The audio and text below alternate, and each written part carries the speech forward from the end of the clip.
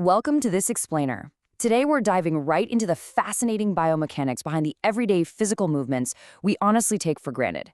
We're taking a chapter straight out of fundamental physical education to uncover the hidden science of exactly how our bodies move, play, and interact with the physical world. It's like a giant puzzle, and we're putting the pieces together.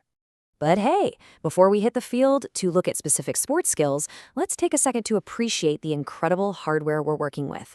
Our bodies are just unbelievable machines, supported by exactly 206 bones. Literally, 206. This skeletal framework gives us the essential structure and shape to perform any movement at all. Every throw, every catch, every sprint, it all relies on this internal architecture working in total harmony. So here's the game plan for today. We're going to break down the tape on fundamental physical education. We'll kick things off with the mechanics of movement, then jump into throwing and catching, kicking and receiving, and strucking an object.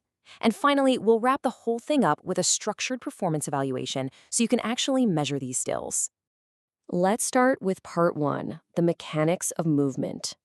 It's pretty fascinating how our physical abilities split into two totally distinct camps. On one side, you've got fine motor skills. These are what let us perform those precise micro-movements. Think the small muscles in your hands and fingers you use for writing or drawing. But for this explainer, we're focusing entirely on gross motor skills. We're talking about using our large muscle groups for jumping, throwing, catching, and kicking. These are, without a doubt, the foundational building blocks of physical fitness. All right, moving right along to part 2, throwing and catching. Now, a textbook throw isn't just some simple arm movement. No way. It's a highly coordinated full-body event. First off, it demands a really firm grip with your fingers spread out wide over the object. And your stance, absolutely critical. You actually need a run-up of 3 to 4 steps just to generate that forward force. Then comes the actual throw. You twist your upper body smoothly, pull the throwing arm back, and whip it forward.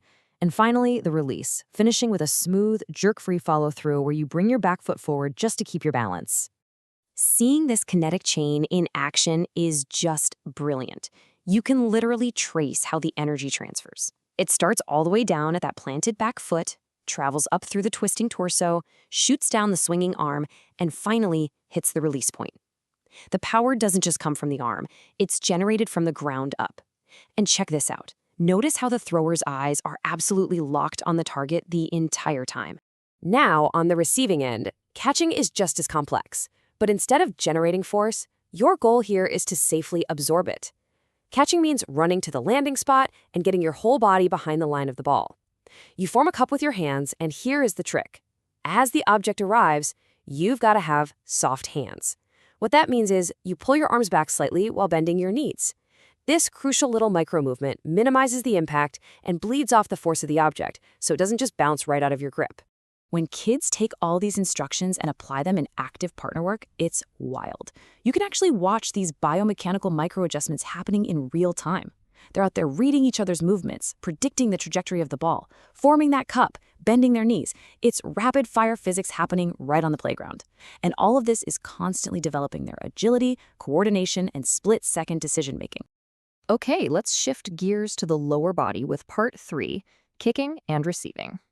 The absolutely crucial point to remember here is balance. Kicking relies super heavily on an opposite arm swing to balance out the body's momentum. So as your kicking leg swings back and then violently forward to direct the ball, your opposite arm literally has to move forward to keep you upright. On the flip side, receiving a kicked ball demands rapid weight shifting. You have to firmly plant your non-receiving foot, use the instep of your receiving foot to cushion the ball, and stay nice and low to the ground. Why? So you secure possession without getting completely knocked off balance by the incoming force. Up next is part 4, striking the object. It all begins with the ready stance. To strike effectively, whether it's with a bat, a stick, or a racket, you must stand sideways to your target.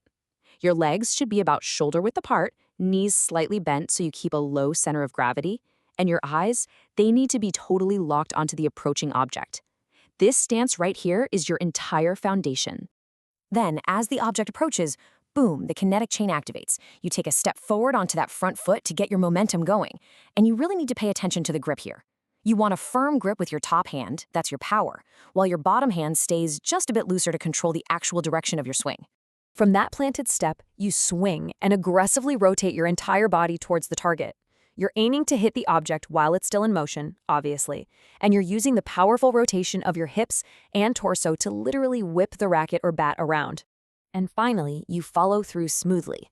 A solid follow-through is a real game changer because it ensures that all that intense rotational force you just generated from your lower body and torso transfers efficiently straight into the strike.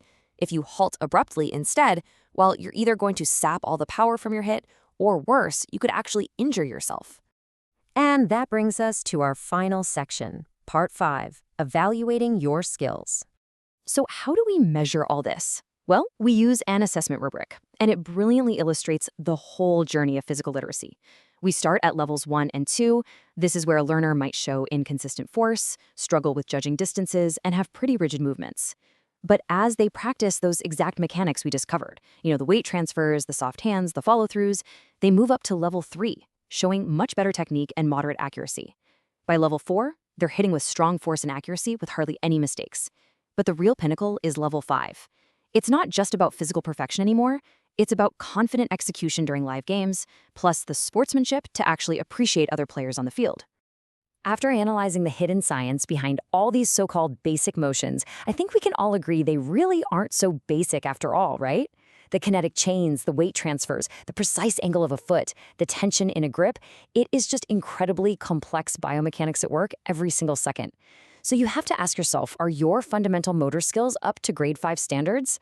Next time you're out there effortlessly tossing a ball or swimming a racket on the weekend, take a second to consider what other incredible physical calculations your brain and bones are making entirely behind the scenes. It's mind-blowing.